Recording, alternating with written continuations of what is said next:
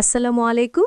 সংবাদে আপনাদের সবাইকে স্বাগতম জানাচ্ছি আমি রোজ। শুরুতেই সংবাদ শিরোনাম। যেসব কারণে নোবেল নাও পেতে পারেন ট্রাম্প। ইউক্রেনের যাত্রীবাহী ট্রেনে রাশিয়ার ড্রোন হামলা, ব্যাপক হতাহত। ট্রাম্পের যেসব প্রস্তাবে রাজি নয় হামাস। এতক্ষণ শুনছেন সংবাদ শিরোনাম, এখন বিস্তারিত। যেসব কারণে নোবেল নাও পেতে পারেন ট্রাম্প। দীর্ঘদিন ধরেই শান্তিতে নোবেল পুরস্কার পাওয়ার জন্য মুখিয়ে আছেন ট্রাম্প। তবে বিশেষজ্ঞরা বলছেন এই বছরও তার এই পুরস্কার পাওয়ার সম্ভাবনা বেশ ক্ষীণ। যদিও তিনি আন্তর্জাতিক সংঘাত সমাধানে কিছু মধ্যস্থতার ভূমিকা নিয়েছেন, কিন্তু নোবেল কমিটির মানদণ্ড অনুযায়ী তার কার্যক্রম টেকসই শান্তি প্রতিষ্ঠায় যথেষ্ট প্রভাব ফেলেনি। AP, Reuters. শান্তিতে নোবেল পুরস্কার সাধারণত শান্তি স্থায়িত্ব, আন্তর্জাতিক ভ্রাতৃত্ববোধ ও বহুপাক্ষিক সংস্থার মাধ্যমে শান্তি প্রতিষ্ঠায় অবদান রাখার জন্য প্রদান করা হয়। এই দৃষ্টিকোণ থেকে দেখা গেলে ট্রাম্পের রাজনৈতিক সিদ্ধান্ত এবং কার্যক্রম, বিশেষ করে জলবায়ু পরিবর্তন নিয়ে অবজ্ঞা এবং বহুপাক্ষিক প্রতিষ্ঠানগুলোর প্রতি অবিশ্বাস, নোবেল কমিটির দৃষ্টিতে নেতিবাচক প্রভাব ফেলতে পারে বলে মনে করা হচ্ছে। ইউক্রেনের যাত্রীবাহী ট্রেনে রাশিয়ার ড্রোন হামলায় ব্যাপক হতাহত। রাশিয়ার ড্রোন হামলায় ইউক্রেনের সুমি অঞ্চলের শোস্তকা শহরের একটি রেল স্টেশনে অন্তত একজন নিহত ও ৩০ জনের বেশি আহত হয়েছে। শনিবার ৪ অক্টোবর স্থানীয় সময়ে এই হামলা চালানো হয়।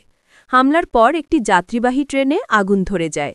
এক প্রতিবেদনে এ খবর দিয়েছে আল জাজিরা। ইউক্রেনের প্রেসিডেন্ট ভলোদিমির জেলেন্সকি এই হামলাকে বর্বরোচিত বলে আখ্যা দিয়েছেন। স্থানীয় প্রসিকিউটররা জানিয়েছেন, ধ্বংসস্তূপ থেকে ৭১ বছর বয়সী এক ব্যক্তির মরদেহ উদ্ধার করা হয়েছে।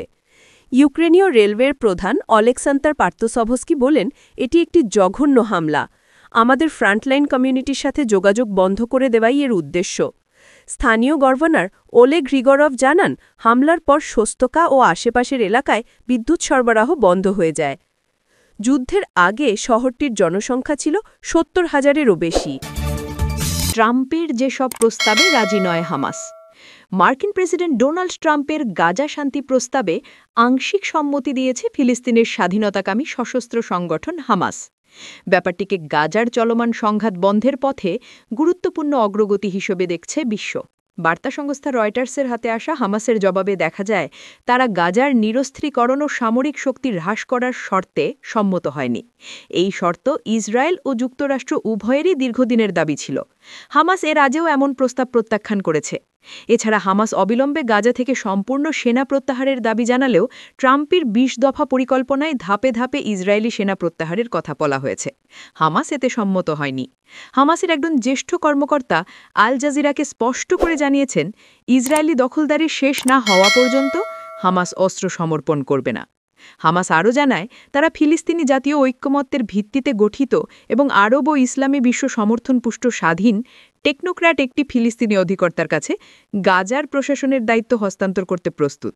তবে হামাসকে রাজনৈতিক ক্ষমতা থেকে দূরে রাখার ট্রাম্পের প্রস্তাব সম্পর্কে তারা সরাসরি কিছু বলেনি, বরং ভবিষ্যতের যে কোনো ফিলিস্তিনি জাতীয় আলোচনায় তারা অন্তর্ভুক্ত থাকবে এবং তাতে অবদান রাখবে বলে জানিয়েছে।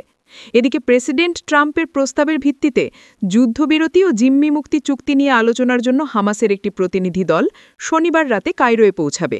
সৌদি আরবের আল হাদাত ডিভি নেটওয়ার্ককে নাম প্রকাশে অনিচ্ছুক সূত্র এ তথ্য জানিয়েছে। যদি এই আলোচনা সফল হয়, তবেই দীর্ঘস্থায়ী যুদ্ধবিরতি ও গাজায় মানবিক সহায়তার প্রবেশাধিকার নিশ্চিত হবে। এর আগে কিছুই বলা যাচ্ছে না, বরং শান্তি প্রস্তাবের জটিলতাগুলোই সামনে আসছে।